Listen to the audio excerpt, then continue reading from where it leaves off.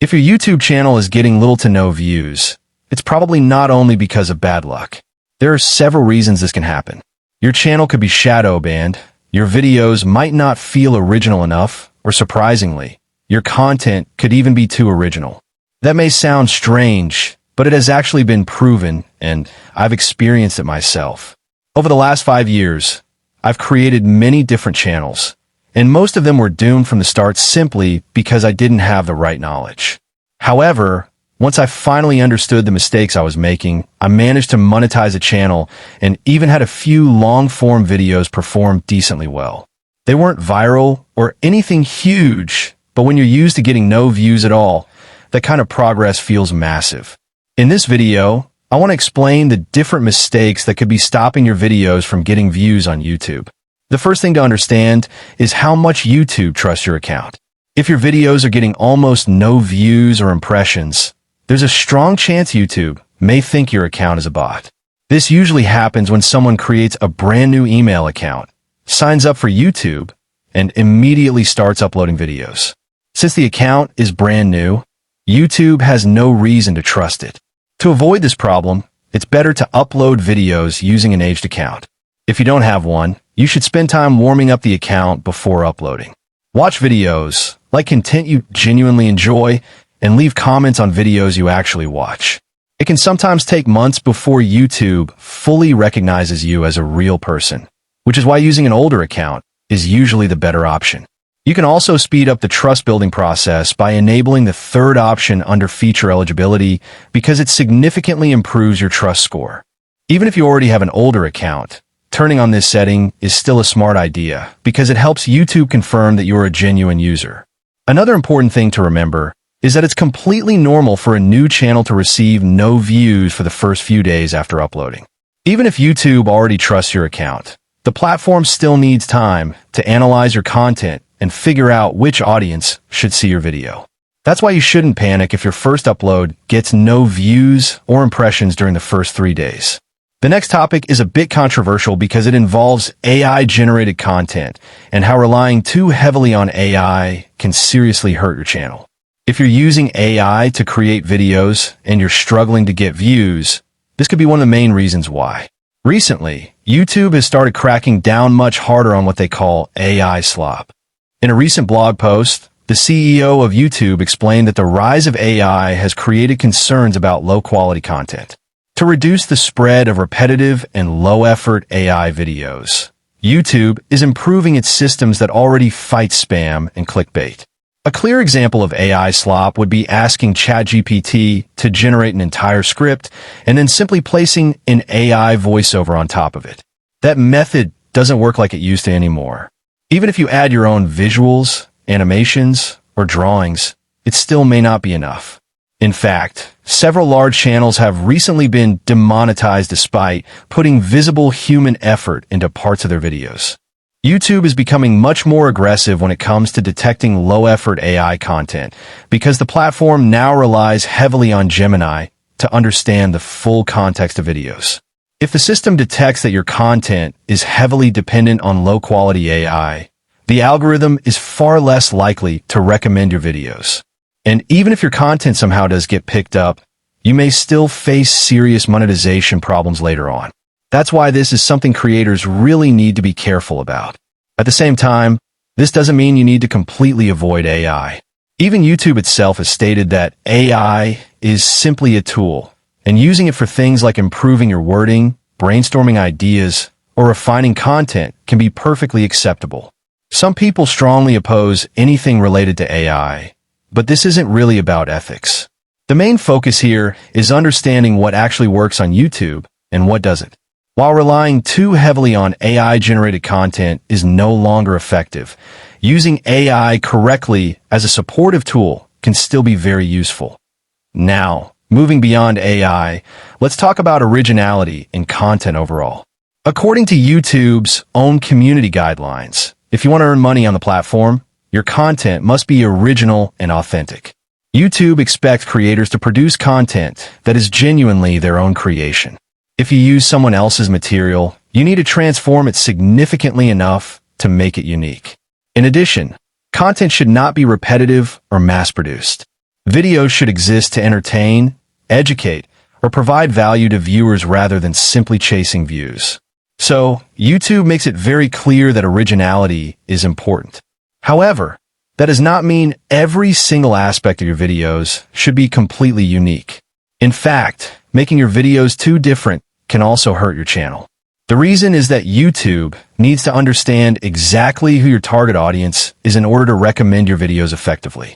Whenever you create a video, you should think carefully about the audience you're trying to reach and what other creators or channels that audience already watches. If you can't answer that question, there's a good chance something is wrong with your approach. Your content, thumbnails, and titles should feel somewhat connected or adjacent to successful channels within your niche. This allows YouTube to recognize similarities and recommend your videos to the same type of audience. If your title and thumbnail are completely different from anything else on the platform, YouTube may struggle to understand where your content belongs or who should see it. That's why using proven thumbnail styles and tested video concepts is often the smarter strategy.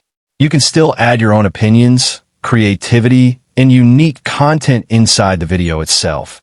But the overall presentation and framing should not be so original that it confuses the algorithm and prevents your video from gaining traction. Another important point is avoiding fake engagement at all costs. Things like sub for sub, buying views, or any similar tactics can completely damage your channel. YouTube is very good at detecting artificial engagement, and once it does, your channel's trust score can be ruined. This also applies to the way you promote your content. In most cases, you should avoid advertising your channel everywhere unless you know you're targeting a very specific niche audience that would genuinely enjoy your videos. Sharing videos on platforms like Reddit is usually a bad idea because most people there won't watch your content all the way through, which damages your retention rate. Even if some viewers do watch, many of them may not actually care about your content. Since they clicked once, YouTube may continue showing them your future videos on the homepage. But if they ignore those recommendations, your click-through rate can also suffer. That's why promoting your own content is often more harmful than helpful. In most cases, you simply need to trust the algorithm, even though that can feel frustrating. At the end of the day, allowing YouTube to naturally discover the right audience for your videos is usually the only reliable way to grow. One of the most important decisions you can make for your channel is choosing the right niche. You should spend a serious amount of time researching what works on YouTube and figuring out which type of content makes sense for you to create. In many cases, it's smart to choose a niche that you personally enjoy watching because you already understand why that type of content appeals to people. However, it's also important to realize that not every niche is equally easy to succeed in. Some niches are far more competitive and require much more effort to stand out. This doesn't mean you can't create content in a popular category, because you absolutely can. For example, Roblox has remained incredibly popular for years, and there are already countless Roblox creators on YouTube. But Roblox itself is far too broad to be considered a real niche. Instead, successful creators usually focus on a smaller niche within Roblox. One example would be a channel dedicated specifically to rare anomalies or unusual events inside the game. That's a strong strategy because it targets a specific audience within a massive viewer base. On the other hand, if you simply upload random Roblox gameplay videos, you end up competing against thousands of other creators, which dramatically lowers your chances of getting noticed by the algorithm. Next, it's important to understand how titles, thumbnails, and click-through rates affect your channel. Your title and thumbnail are the first things viewers see, and they're ultimately what determine whether someone clicks on your video or ignores it. That's why it's often a good idea to think about the title and thumbnail before even creating the video itself. Whenever I come up with a title or thumbnail that feels too vague or something I personally wouldn't click on, I usually scrap the entire concept and start brainstorming a stronger idea. If your video has a low click-through rate, it generally means YouTube attempted to recommend your content, but viewers simply weren't interested enough to click.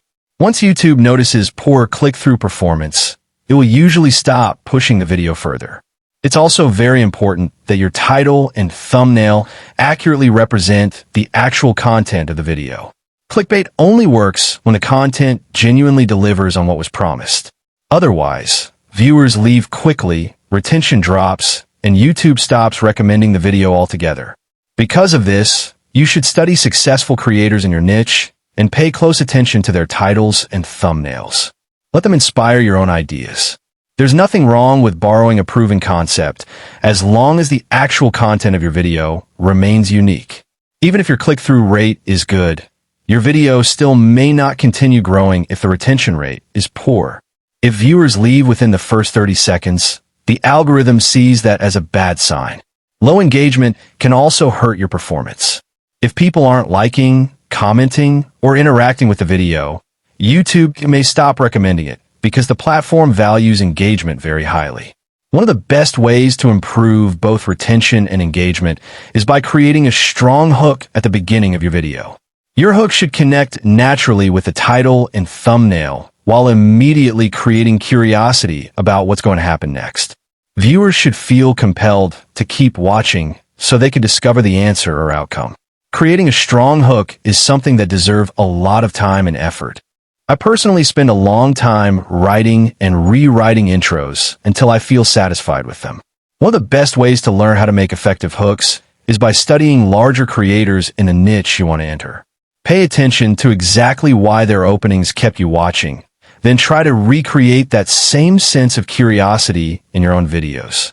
To conclude, there are many different reasons why a YouTube channel might struggle to get views, and it's usually not caused by just one issue. More often, it's a combination of several mistakes happening at the same time, and success comes from identifying and fixing those problems. Growing on YouTube is not easy.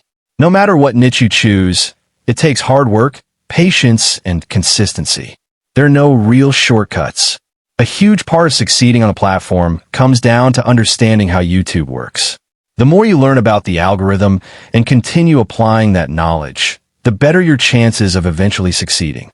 I genuinely believe that almost anyone can achieve some level of success on YouTube if they find the right niche that fits them. That's also why I make videos like this one, to help and motivate other creators who are trying to grow. And if you'd like to see more content like this, consider subscribing.